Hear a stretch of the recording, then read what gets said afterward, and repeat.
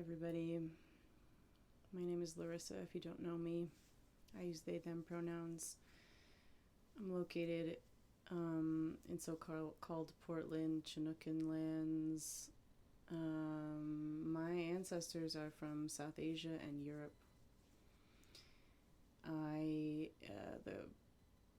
The easiest way to describe what I do is to say that I'm an animist counselor or an animist trauma counselor and artist.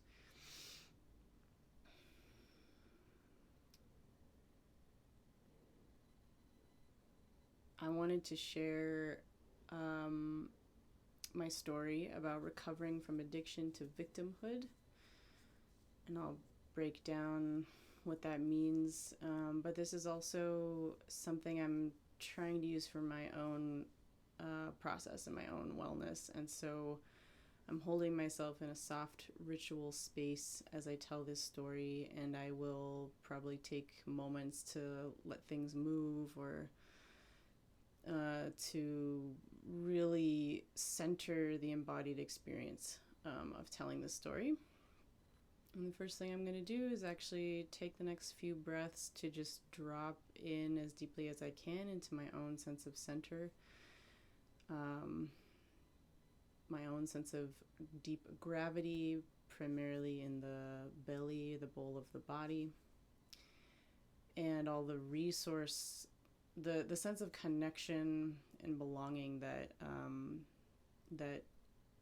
you can access through that center of gravity, but also just all around me. So I'm going to do that, and you're very welcome to join me in doing that.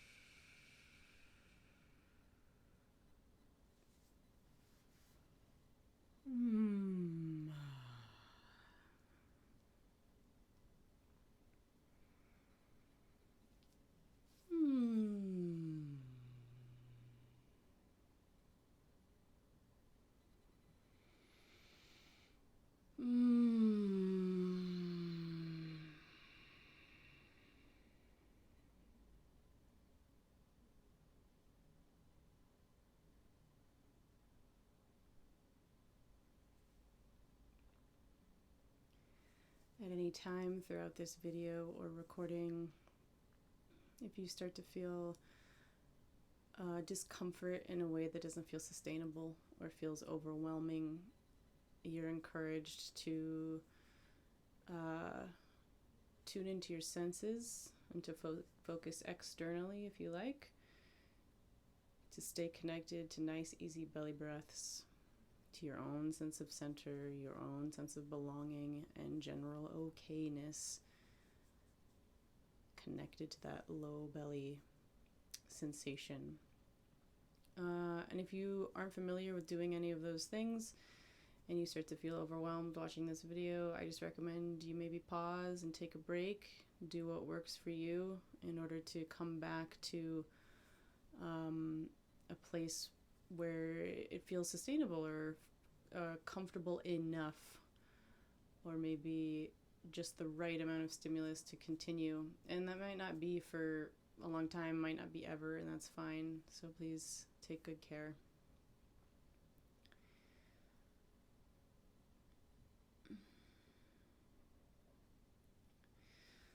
So this is a story I've wanted to tell more openly to more people for a really long time, and there are a lot of reasons why I haven't.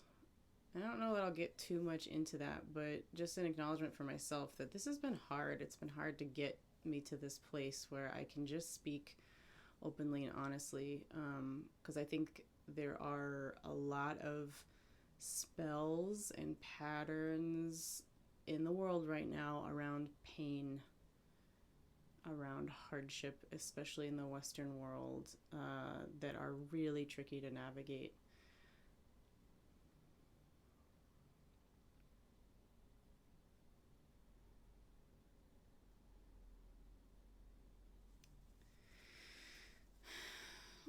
So my experience of being addicted to victimhood.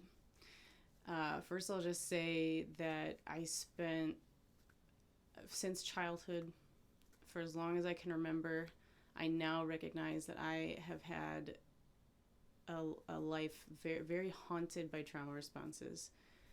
I had a lot of stress responses, a lot of trauma responses growing up as a child, and I now have some more clarity on why that might be.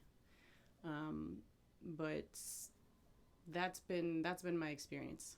A lot of time spent in stress responses as a young person. And, this thing started to happen where when I became a little older, I started to encounter these communities or places where there was a little bit more of a social justice awareness. And all of a sudden, my experiences of being othered or being harmed were getting I could get a lot of attention. They were being validated. They were being listened to and taken somewhat seriously. And that was incredibly relieving to me. That was very, very helpful to a certain degree to have that validation. Not only for people who didn't have the experiences that I had, but also from the people that understood what I'd been through, because they'd experienced something similar. And so we would really have a deep experience around our shared pain, something that we could maybe call trauma bonding. I'm not going to break that down too much in this video, but basically, I consider trauma responses to be a very altered state. And inside of that altered state, things become compounded or exponentially felt. It's like time gets stretched or quickened in a very disorienting way. Sensory experience becomes very different. There tends to be, I think it's different for everybody, but there tends to be like a narrowing of vision, getting very fixated on certain things, certain words, certain memories, and also trying to avoid, very, very aggressively avoiding certain phenomena that are coming in. It's a very, it's an overwhelming experience in general, and then having people validate that experience or be with me in it was also incredibly high sensation. And so from a physiological standpoint, I really believe or understand this to have been an addictive pattern in my life where my system would start to have a physiological response to perceived threat. Someone would say something, right? If we're talking about like some of my just everyday relationships that I was in, like with partners or friends, someone would say something, and immediately this cascade of experiences would start to bloom in my system, and I would get very fixated on my story of how I'd been wronged, I'd been dismissed, I'd been ignored, I'd been disrespected, devalued, and I would be in that altered state where things were very intense. And I would get in arguments with people or fights with people, or even just go down my own solo spiral where I would spend hours, sometimes many hours, rehashing the same thing over and over.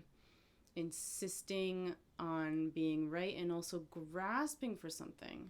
I was grasping for something that I wasn't getting from that person. And I kept trying to make it so that somehow I would get it from them.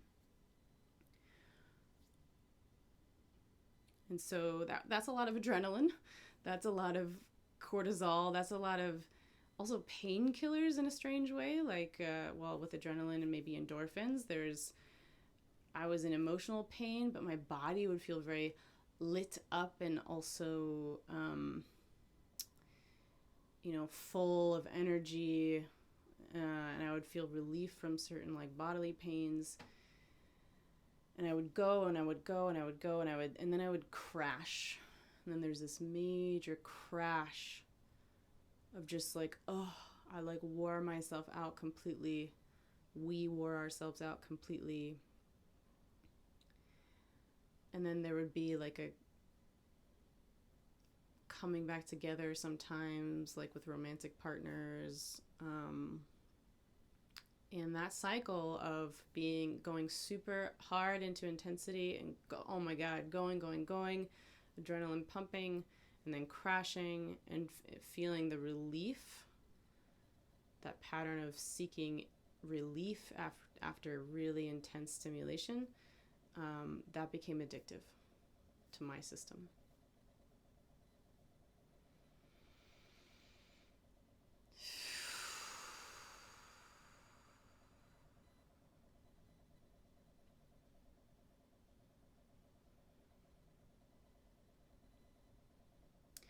And I'm going to add some things here. I'm going to lean into my animist knowledge and frameworks and say that it was not just me.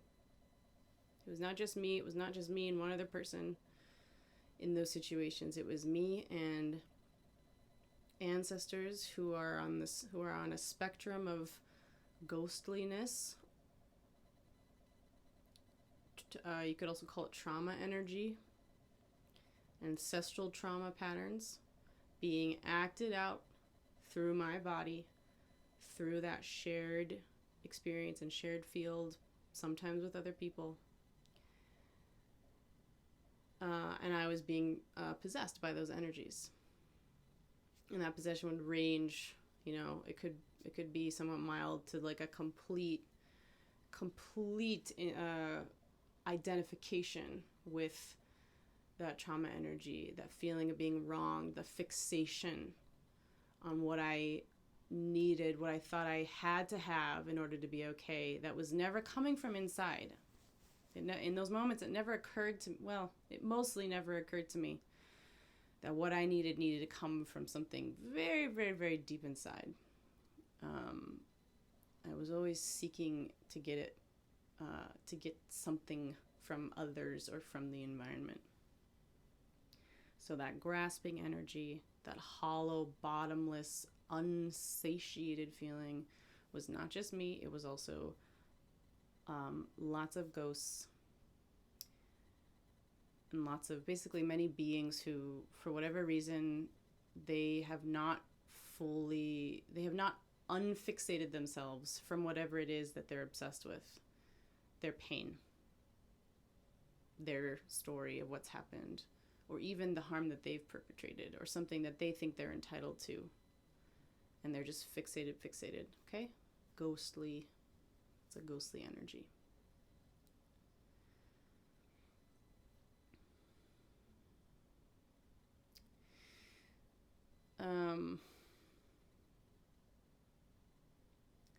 So a pivotal moment came for me when I started to see this one teacher / counselor person.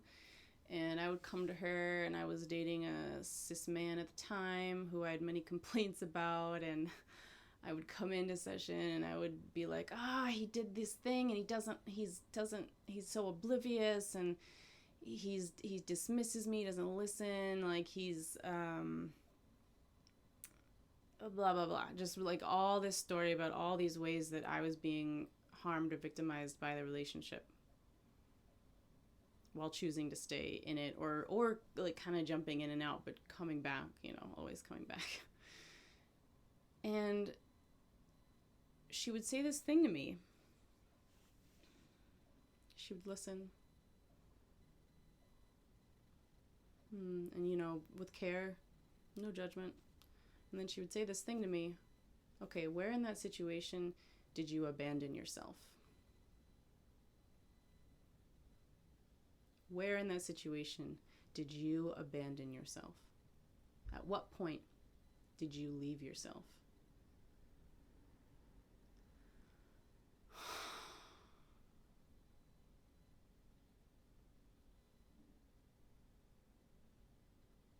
And she had to say it a few times, like many times, before I started, something more semi-conscious or subconscious started to pick up on what she was pointing toward.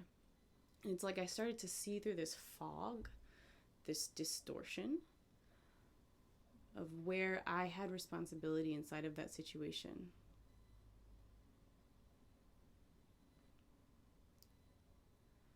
And then it just became about seeing it again and again and figuring out how to stay with myself, how to not abandon myself inside of situation, and essentially how to not give my power away, to not do the ghostly thing, which is to feel like I have no power and to need the other person or the environment to give me something that I don't have already. And that thing that I'm talking about that I dropped into in the beginning of this video is the same thing. It's personal power. It's a sense of belonging, unshakable belonging, worth, center, the part of you that is completely, it's impossible to break that part of you. And you can feel it. You can feel it, and you can let it be centered in your life with practice.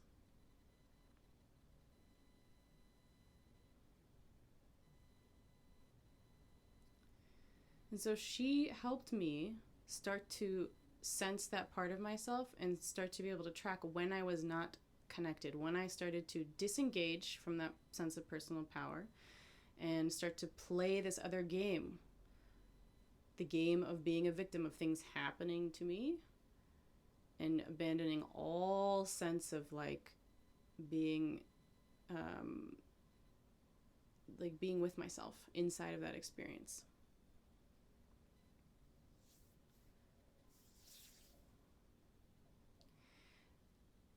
And another key element for myself in this has been this practice with the low body, or the bowl of the body, and retraining my embodiment to be connected to that place, right? This place of support, where we are meant to hold our energy. Our dynamic, fiery energy is meant to be held in this cauldron, in the belly.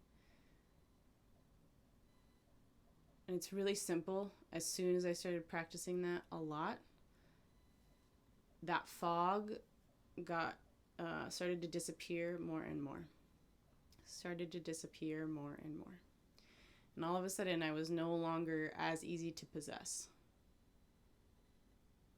It was no longer as easy for me to fly off in my trauma response, in all those sensations and in all the stories that I was very attached to about how I was being harmed. And instead, I could stay with myself. I could stay literally connected to my senses. I could disrupt the quickening of time or the distortion of time that's very disorienting in a trauma state, and I could stay with my gravity. And I could just be sensing directly into the situation. And it didn't mean I wasn't angry or that someone wasn't being an asshole. It just meant that I was not leaving that center place. I was not leaving. I refused.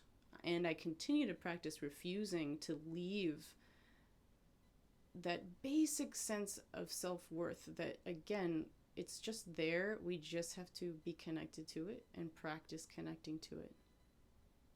I refused, and I continue to refuse as much as I can, leaving that sense of general belonging and okayness. So that means I can be connected to my center, and I can still be pissed or sad. But suddenly I have a lot more options about how I want to steward that energy that's coming through me, that grief or that rage. I can be very skillful, and I can have more choices about how I want to communicate and what I want to do, what my actions are going to look like. I was no longer getting tumbled into the momentum of the trauma response and the trauma story and the possession from all those ancestors or all that trauma energy. I was starting to actually exercise that personal power.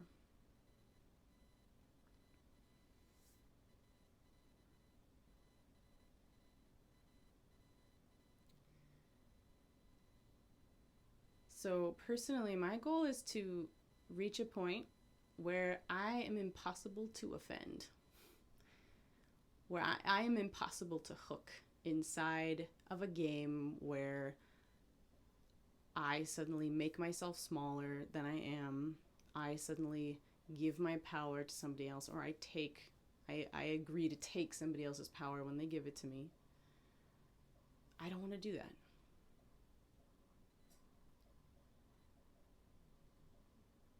I want to have choice, I want to have agency, and I want to have skillfulness inside of my interactions with the world. And so far, this is the only thing that I've seen that has actually got me anywhere with that in a foundational, at the root level, transformational way.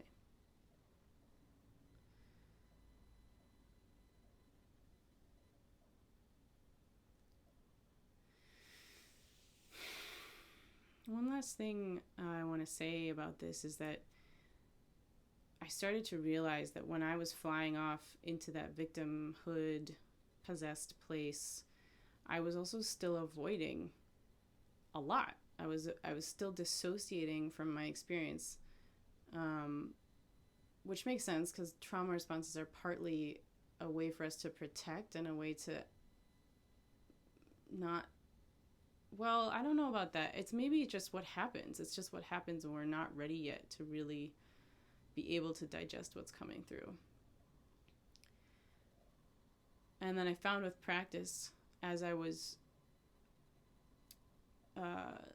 practicing being connected to my center, as I was practicing releasing narrative and fixation on what I thought was happening, my version of what was happening, and focusing instead on direct sensing and this kind of grounded skillfulness along with the pain, along with the upset. As I was doing that, I started to actually be able to show up for my experience.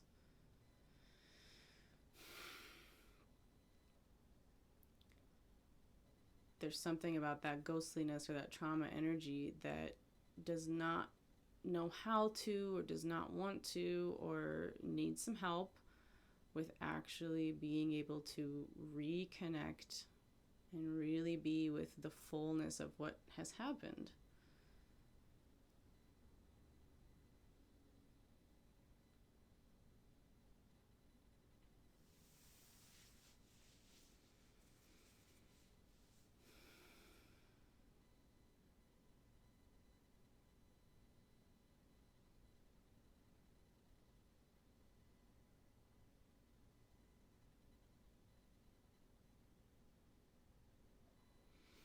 I just want to thank all of the different life forms and beings who have helped me get to this place.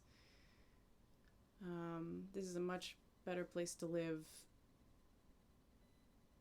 than what I had been doing before. Spending so much energy having trauma responses and feeling rigid and like I was right and like so many people close to me were dangerous. That was exhausting, and I'm so glad that I'm not doing that anymore. And I pray that for the people who are ready to hear what I'm saying can receive it in a good way, that eventually maybe many people or all beings who are listening in can receive it in a good way. That all of our ancestors who are still struggling to remember their personal power, to release themselves from fixation, I pray that they get the support that they need so they can experience relief and care and relaxation for the benefit of their descendants and for all beings everywhere.